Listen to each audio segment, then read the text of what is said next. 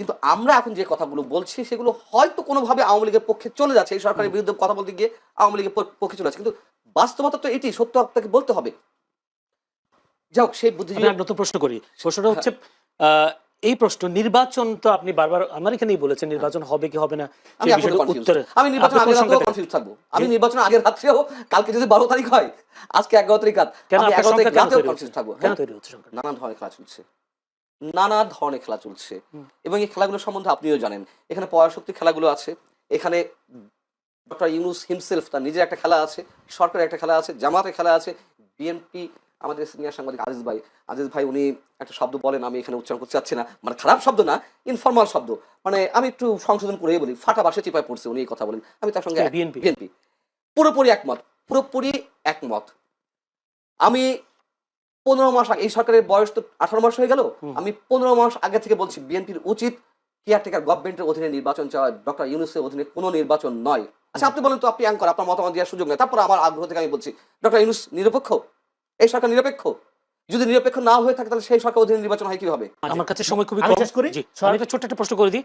উনি বলছেন যারাই ক্ষমতায় আসুক বেশি দিন টিকতে পারবে না। এটা অনেকেই বলে, ক্ষমতায় কারা আসবে এটা নির্ভর করে টিকতে পারবে কি পারবে না, এটা জনগণের প্রত্যক্ষ ভোটে আসছে না ইলেকশন ইঞ্জিনিয়ারিং এর মধ্য দিয়ে ক্ষমতায় আসছে এটা। এবং আওয়ামী লীগের ভোটার, বিএনপির ভোটার, জামাতের ভোটার বলে কোনো ভোটার নেই। Voter self voter. আপনি যদি আগেই ক্যাটাগরি করে ফেলেন যে ও আওয়ামী লীগের ভোটার, ও বিএনপির ভোটার, তার মানে আপনি পিপল এজেন্সিকে নাই করে দিচ্ছেন। ফলে ভোটারকে ক্যাটাগরাইজ করা যায়। বাস্তবতা, এটা বাস্তবতা। ডেফিনেটলি বাংলাদেশ তো দুভাগে বিভক্ত। নো, বাংলাদেশ বহুভাগে বিভক্ত।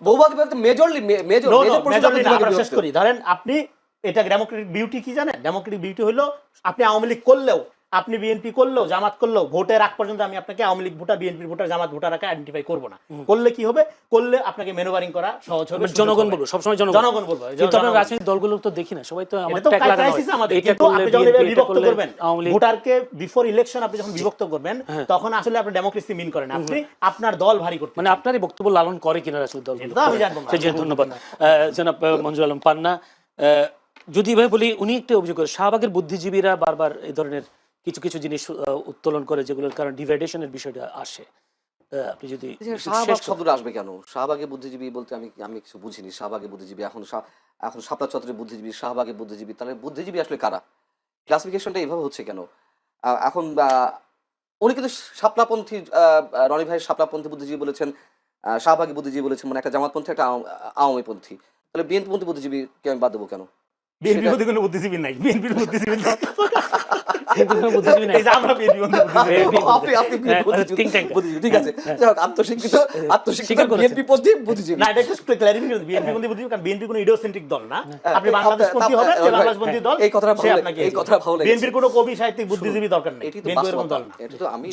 জনগণের দল। রনি ভাইকে একটু খুঁচা দিয়ে কথা বললাম, এটা তো বাস্তবতা। দেখুন, আমি শাহবাগী বুদ্ধিজীবী বলি না, ওই শব্দটা অনেকে গালাগালি পর্যায়ে নিয়ে গেছে বা ওইভাবে ইউজ করতেছে এখন, আগে ছিল না, সাম্প্রতিক সময়টি হয়েছে। আমি তো শাহবাগী গেছি, আমি তো গণজাগরণ মঞ্চে গেছি, আমি তো যুদ্ধাপরাধী বিচার চেয়েছি, আমি তো এই, আপনি কি ফাঁসি চাইছেন না বিচার চাইছেন? বিচার চেয়েছি আমি। এবং এই যে জুলাই আন্দোলন, এই জুলাই আন্দোলনের পক্ষে আমি ছিলাম না, বাট আওয়ামী লীগ সরকারের বিদায় হোক সেটি আমি চেয়েছি। এইভাবে মানে একেবারে নিজস্ব ডিজাইনে অন্য সবাইকে বাদ দিয়ে একতরফা একটা সোকাল নির্বাচনের মাধ্যমে যুগের পর যুগ বা বছরের পর বছর ক্ষমতা, নিশ্চয়ই আমি সেটা চাইনি। সো শাহবাগে বলাতে আমি তুমুল আপত্তি জানাই। এখন বিষয় হচ্ছে যে হ্যাঁ ঠিকই তো, সেই বুদ্ধিজীবীরা কোথায়? আওয়ামীপন্থী যে বুদ্ধিজীবীরা ছিল, যারা দিন দার 15 বছর মুক্তিযুদ্ধের কথা বলতে বলতে মুখে ফেনা তুলে ফেলেছেন, সেই বুদ্ধিজীবীরা কোথায়? লুকিয়ে আছে, পালিয়ে আছে, তাদের সপক্ষে যে যুক্তি দেওয়া হচ্ছে পেলে মেরে ফেলবে, হ্যাঁ এটা সত্য কথা, আমাদেরকেও তো পেলে মেরে ফেলবে। আমরা তো একেবারে ওই যে আওয়ামী লীগের হালুয়া রুই খাওয়ার সাংবাদিক তাও তো না, বা আওয়ামীপন্থী সাংবাদিক তাও তো না, কিন্তু তারপরে সত্য কথা বলার কারণে এখন মবের হুমকি দিচ্ছে, মেরে ফেলা হুমকি দিচ্ছে, জেলে নিয়ে যাওয়া হয় হয়তো। কিন্তু আমরা এখন যে কথাগুলো বলছি সেগুলো হয়তো কোনোভাবে আওয়ামী লীগের পক্ষে চলে যাচ্ছে, এই সরকারের বিরুদ্ধে কথা বলতে গিয়ে আওয়ামী লীগের পক্ষে চলে যাচ্ছে, কিন্তু বাস্তবতা তো এটি, সত্য আপনাকে বলতে হবে। যাক, সেই বুদ্ধিজীবী নতুন প্রশ্ন করি। প্রশ্নটা হচ্ছে এই প্রশ্ন নির্বাচন তো আপনি বারবার আমার এখানেই বলেছেন নির্বাচন হবে কি হবে না, আমি নির্বাচন আগের রাতেও কনফিউজ থাকবো। আমি নির্বাচন আগের রাত্রেও, কালকে যদি 12 তারিখ হয়, আজকে 11 তারিখ রাত, আমি 11 তারিখ রাতেও কনফিউজ থাকবো। কেন তৈরি হচ্ছে সংখ্যা? নানান ধরনের খেলা চলছে, নানা ধরনের খেলা চলছে, এবং এই খেলাগুলো সম্বন্ধে আপনিও জানেন। এখানে পরাশক্তি খেলাগুলো আছে, এখানে ডক্টর ইউনূস হিমসেলফ তার নিজের একটা খেলা আছে, সরকারের একটা খেলা আছে, জামাতের খেলা আছে, বিএনপি, আমাদের সিনিয়র সাংবাদিক আজিজ ভাই উনি একটা শব্দ বলেন, আমি এখানে উচ্চারণ করতে চাচ্ছি না, মানে খারাপ শব্দ না, ইনফর্মাল শব্দ, মানে আমি একটু সংশোধন করেই বলি, ফাটা বাসে চিপায় পড়ছে, উনি এই কথা বলেন, আমি তার সঙ্গে বিএনপি বিএনপি পুরোপুরি একমত, পুরোপুরি একমত। আমি 15 মাস আগে, এই সরকারের বয়স তো 18 মাস হয়ে গেল, আমি 15 মাস আগে থেকে বলছি বিএনপির উচিত কেয়ারটেকার গভর্নমেন্টের অধীনে নির্বাচন চাওয়া, ডক্টর ইউনূসের অধীনে কোনো নির্বাচন নয়। আচ্ছা আপনি বলেন তো, আপনি অ্যাঙ্কর, আপনার মতামত দেওয়ার সুযোগ নেই, তারপর আমার আগ্রহ থেকে আমি বলছি ডক্টর ইউনূস নিরপেক্ষ, এই সরকার নিরপেক্ষ? যদি নিরপেক্ষ না হয়ে থাকে তাহলে সেই সরকার অধীনে নির্বাচন হয় কিভাবে? এবং যতগুলো সিমটম দেখা যাচ্ছে, যদি আল্লাহর কোনো স্বয়ং সৃষ্টিকর্তা থেকে কোনো ঐশী বাণী নাজিল না হয় ডক্টর ইউনূসের কাঁধে, তাহলে এই নির্বাচন সুষ্ঠু নিরপেক্ষ হওয়ার কোনো লক্ষণ নেই, কোনো লক্ষণ নেই। চ্যালেঞ্জ করে যাচ্ছি, খোদ সৃষ্টিকর্তার ঐশী বাণী নাজিল হতে হবে ডক্টর ইউনূসের উপরে। উনি দাঁড়িয়ে দাঁড়িয়ে বলবেন তরুণদের মধ্য থেকে অনেকে এমপি নির্বাচিত হবেন, উনি তরুণদের দল মানে এনসিপির ভিতর থেকে কেউ কেউ শিক্ষামন্ত্রী, উনি তো গভর্নমেন্ট ফর্ম করে দিচ্ছেন, উনি তো গভর্নমেন্ট ফর্ম করে দিচ্ছেন। তা এই লোক কিভাবে নিরপেক্ষ হয় আমি তো বুঝলাম না। এবং তার যে আরো পার্সিয়াল যে চিন্তা ভাবনা, যেসব কর্মকাণ্ড, তা তো একটা দল, এই যে গণভোট, এ তো এনসিপি এবং জামাতের দাবি ছিল, এবং যে প্রক্রিয়া এগোচ্ছে সবই এনসিপি এবং জামাতের ডিজাইন অনুযায়ী। অতএব ডক্টর ইউনূস সাহেব, তার অধীনে আমাকে যদি আপনি বলেন যে আপনাকে মেরে ফেলা হবে, ডক্টর ইউনূসের অধীনে মানে নিরপেক্ষ নির্বাচন হবে, এই কথাটা আপনি বলেন, আমি মৃত্যুকে বেছে নেবো, তাও ওই কথা আমি বিশ্বাস করি। আমি একটা প্রশ্ন করি, গণভোটের বিষয়টা যেহেতু এসছে, গণভোট যদি জিতে জনগণের প্রথমে কি উপকার হবে, প্রথম একটা প্রশ্ন। দ্বিতীয় হচ্ছে যদি ভোট জিতে যায় ডক্টর ইউনূসের সরকার কি দীর্ঘায়িত হওয়ার সম্ভাবনা আছে কিনা? তার একটা ব্যাখ্যা সরকারের প্রেস উইং থেকে দেওয়া হয়েছে, মানে প্রধান উপদেষ্টার প্রেস উইং থেকে দেওয়া হয়েছে, যা বলা হচ্ছে হ্যাঁ না তার না, এগুলো কিছু না। আসলে এই সরকার গণপরিষদ কি জাতীয় সংসদের সদস্য এবং একই সঙ্গে সংবিধান সংস্কার পরিষদের সদস্য হিসেবে কাজ করবে। আচ্ছা, তারা কয়টা বিষয়ে ওথ নেবে? একই সঙ্গে সংবিধান সংস্কার পরিষদের সদস্য এবং জাতীয় সংসদ সদস্য হিসেবে ওথ নেবে। সেই ওথের শর্ত কি থাকবে? তারা যতই ব্যাখ্যা দিক না কেন, যদি দিন শেষে, এই যে এখন যেমন চোখ পাল্টি দিয়ে দিল, যে আগে বলেছে সংবিধান ছুঁয়ে ফেলতে হবে, এখন সংস্কার। আর সংস্কার কি, এতদিন কি সংস্কার হয়েছে?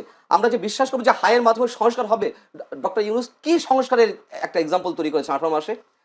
তিনি রাষ্ট্রপতি প্রধানমন্ত্রীর মধ্যকার যে ভারসাম্য আনার চেষ্টা করছেন বা সংস্কারের কথা বলা হচ্ছে, তিনি তো নিজেই কোনো দিয়ে গুতা দিয়ে রাষ্ট্রপতিকে এক কর্নারে ফেলে দিয়েছেন। বর্তমান রাষ্ট্রপতি, তার নিজের মধ্যেই তো সংস্কারের কোনো চিন্তা ভাবনা নেই। তিনি রাষ্ট্রপতির মুখ দেখেন না, তিনি রাষ্ট্রপতির সাথে কথা বলেন না, তিনি রাষ্ট্রপতির ছবি নামিয়ে ফেলেন বিদেশি সব মিশন থেকে। তাহলে কি সংস্কার তিনি আশা করছেন? এবং মানুষের স্বাধীন মতামত ব্যক্ত করার যে সংস্কারের কথা বলা হচ্ছে, যে মানুষ স্বাধীনভাবে ভোট দিতে পারবে, ইয়ে করতে পারবে, বা সংস্কারের অংশ হিসেবে মানুষকে তো ইম্পোজ করা হচ্ছে সরকারি কর্মকর্তাদের। আপনি নির্বাচনের পরিচালনা যাবেন, এটি সংস্কার অংশ। হ্যাঁ, পরে আবার বিড়ালের মতো লেজ গুটিয়ে নিল কেন? যখন নির্বাচন কমিশন বললো যে না, সরকারি কর্মকর্তা নির্বাচন পরিচালনা চালাতে পারবে না, তখন আবার কেন বাঘের হুঙ্কাটা মিউর মতো, মানে বিড়ালের মতো মিউ কণ্ঠ হয়ে গেল? তামাশা, ফাজলামো। জি, ধন্যবাদ আপনাকে জনাব রেজাউল করিম রনি। যদি এইভাবে বলি, এইবারে নির্বাচনে বিএনপি ফাটা বাঁশের চাপে পড়েছে, এই প্রশ্নটা কি বিএনপির ব্যাপারে হাসিনার যে প্রেডিকশন, হাসিনা যেভাবে আন্ডারমাইন করছে, এখনো একটা গ্রুপ এভাবে আন্ডারমাইন করে বিএনপিকে। এটা করা একটা স্বভাব, কারণ হলো বিএনপির কোনো বুদ্ধিজীবী নাই, বিএনপির কোনো ন্যারেটিভ পলিটিক্স নাই। হ্যাঁ, বিএনপি শুধু আছে হলো মানে বিপুল জনসমর্থন, নেতাকর্মীদের অনেক সমস্যা সব আছে, এই কারণে বিএনপিকে আন্ডারমাইন করা এটা খুব স্বাভাবিক। এটাকে আমি মঞ্জুরুল করিম পান্ন এটা আন্ডারমাইন করছেন, মানে অবশ্যই আন্ডারমাইন করছে। বিএনপি জানে, ধরেন হাসিনার আমলে যে ইলেকশনগুলো, এগুলো বিএনপির পক্ষে মানুষ রায় দিয়েছে হাসিনা ইলেকশন বর্জন করার মধ্য দিয়ে বিভিন্ন সময়। ফলে বিএনপি এখানে ক্ষমতায় যদি চাইতে চাইতো 5 তারিখে ক্ষমতা সাদা হয়েছিল, কিন্তু বিএনপিকে যায়নি। ফলে এখানে বিএনপি যে সংগ্রামের মধ্যে আছে, এটা হলো ভোটাধিকার সরকার কথা বলা হয়েছিল, এককভাবে ক্ষমতার কথা বলা হয়। ক্ষমতার সরকার লিড দিবে কে? বিএনপি খবর শক্তি নিয়ে। হ্যাঁ, তো এবং তারেক রহমানকে অফার করা হয়েছিল প্রধান হওয়ার জন্য। যাই হোক, তো আপনার সে যেহেতু নাই ক্ষমতা, তার উদ্দেশ্য ছিল 18 বছর ধরে সে যে আন্দোলন আছে, ভোটাধিকার প্রতিষ্ঠার আন্দোলন। এইবার এই ভোটাধিকার প্রতিষ্ঠার আন্দোলনে আপনি ছলে বলে কৌশলে ভিতরে থাকা প্রো আওয়ামী ইস্টাবলিশমেন্ট এবং নতুন করে যুক্ত হওয়া গুপ্ত, দুইটা মিলা যদি আপনি মনে করেন যে হ্যাঁ একটা হাসিনা টাইপের মেকানিজমকে কাজে লাগে ক্ষমতা নেবেন, ওকে, বিএনপির লোকজন তখন পপকর্ন নিয়ে বসে দেখবে খেলা, আপনারা দেখেন, অসুবিধা নেই। তো এখানে ভোটাধিকার দেখেন, ইলেকশন রিগিং করা খুবই সহজ, কারণ এই মেকানিজমটা হাসিনা তৈরি করে থেকে গেছে, উনি ঠিকই বলছে। কিন্তু এখানে মূল কাজটা কি? আমাদের ভোটাধিকার প্রতিষ্ঠা করা। এই জন্যই তো জনগণ লম্বা সময় ধরে আন্দোলন করছে, এই জন্যই তো গণ অভ্যুত্থান, হাসিনার এই পরিণতি, তাই না? ফলে এটাকে যারা আন্ডারমাইন করবে, তাদের পরিণতি হাসিনার চেয়ে ভিন্ন হবে, এটা আপনি আশা করেন কিভাবে বা মনে করেন কিভাবে? সেটা নিয়ে এত অরিড হওয়ার কিছু নেই। একটা প্রশ্ন, সেটা হয়তো শেষ প্রশ্ন হতে পারে। আওয়ামী লীগের সমর্থকরা তো এখনো বাংলাদেশে আছে, এবং এই আওয়ামী লীগের ভোটগুলো আসলে কাদের? একটা হলো আওয়ামী লীগের যারা অপরাধী তাদেরকে বিচার করা মামলা বাণিজ্য না করা, তাদের হয়রানি না করা, আওয়ামী লীগ সমর্থন করাটা মানেই অন্যায়কারী, এইভাবে পোর্ট্রেট না করা, এটা খুব দ্রুত দরকার। আরেকটা হলো রিকনসিলিয়েশন, আমি যেটা বলছি, এটা নির্বাচন, এবং এই নির্বাচনটা একটা বড় রিকনসিলিয়েশন হিসেবে কাজে লাগবে। কারণ লোকালি দেখবেন যে আওয়ামী লীগ, বিএনপি, জামাত, জাতীয় পার্টি যাই করে একটা সম্পর্কের মধ্যে দিয়ে আমরা আবদ্ধ, সামাজিকভাবে ইয়া থাকে। ফলে মানে আপনার এই নির্বাচনের পরে আর এই জিনিসটা এরকম থাকবে না, সাধারণত থাকে না। হ্যাঁ, আরেকটা হলো যে আপনার রিয়েলি যদি ধরেন আওয়ামী লীগ কিভাবে পলিটিক্সে ফেরত আসবে বা আওয়ামী লীগ কি পলিটিক্স করবে, এটা আওয়ামী লীগের ব্যাপার, এটা আমরা জানি না। হ্যাঁ, এবং এটা নিয়ে আমাদের কত আগ্রহ নেই। কিন্তু মুশকিল যেটা হলো সেটা হলো বিশাল একটা অংশ এটা নিয়ে বিএনপির পক্ষ থেকে আগ্রহ নেই। এটা আওয়ামী লীগের আগ্রহ করতে হবে, যে বিশাল বস্তা আওয়ামী লীগের রাজনীতি অন্যজন করে দিবে এসে। না, ভোট দেওয়ার ক্ষেত্রে বলছি। আওয়ামী লীগ ফ্যাসিস্ট, তার রাজনীতি নিয়ে আগ্রহ নেই, কিন্তু জামাতের রাজনীতি নিয়ে আগ্রহ থাকবে আমাদের। এটা আপনার আগ্রহ থাকতে পারে জামাতের রাজনীতি, আমার আগ্রহ হইলো শুধু বিএনপি রাজনীতি করবে। আমার আগ্রহ হইলো ভোটাধিকার নিয়ে। হ্যাঁ, কথাটা আমি শেষ করি। আমার আগ্রহ হলো ভোটাধিকার নিয়ে। আওয়ামী লীগ কি করবে না করবে, আওয়ামী লীগের সমর্থন কি, এটা আওয়ামী লীগের লোকজন ঠিক করবে, আওয়ামী লীগ ডিসাইড করবে। এটা আপনি আমি ডিসাইড করতে পারবো না। একটা বুদ্ধিজীবী হিসেবে আপনি কি মানে গেস করতে পারেন? আমি তো শুরু থেকে বলতেছি রিকনসিলিয়েশন করা, আওয়ামী লীগকে প্রপারলি ডিল করা, অপরাধীদের একদিকে এবং যারা এটাকে পলিটিক্যাল ইডিওলজি মনে করে তারা আরেকদিকে, কিন্তু ঘরে ধরে করা যাবে না। এটা আওয়ামী লীগ ক্ষমতা থাকতে কি আমি বলতেছি, রিকনসিলিয়েশন করেন, সমাজকে হিলিং করেন। আওয়ামী লীগের লোক কি ট্রমাটাইজ না? হাসিনা পালাই গেছে, তাদের এইভাবে রাখা, তারাও তো ট্রমাটাইজ। আবার এই যে বিপুল লোক নির্যাতিত, বিপুল মানুষ 15 বছর ধরে। ফলে দুই ট্রমাটাইজ লোকের মধ্যে একটা মুখোমুখি অবস্থান রেখে, একটা যুদ্ধাঙ্গী অবস্থা রেখে, একটা ঘৃণা সংস্কৃতি রেখে, মাঝখান দিয়া নন পলিটিক্যাল শক্তি এবং পলিটিক্যাল প্রক্সি, আল্ট্রা ফ্যাসিস্ট শক্তি, হ্যাঁ, এগুলো ক্ষমতার বাটোয়ারের দিকে নিয়ে যাওয়ার যে প্রক্রিয়া, এটা টোটাল জাতিকে একটা ডেঞ্জার জোনে ফেলে দিচ্ছে। সুবিধা যেটা, সেটা হলো মানুষ পলিটিক্যালি কনসাস হয়ে গেছে এই আপরাইজিং এর মধ্য দিয়ে, এবং মানুষ জানে কিভাবে এটা প্রোটেক্ট করতে হয়। হাসিনাকে ইন্ডিয়া মদত দিয়ে যেরকম অন্যায় করছে, আপনি যদি একইভাবে মনে করেন আমেরিকা আপনাকে মদত দিয়ে এখানে টিকায় রাখবে, ক্ষমতায় আনবে, সেটার জবাব কিভাবে দিতে হয় মানুষ জানে। ধন্যবাদ।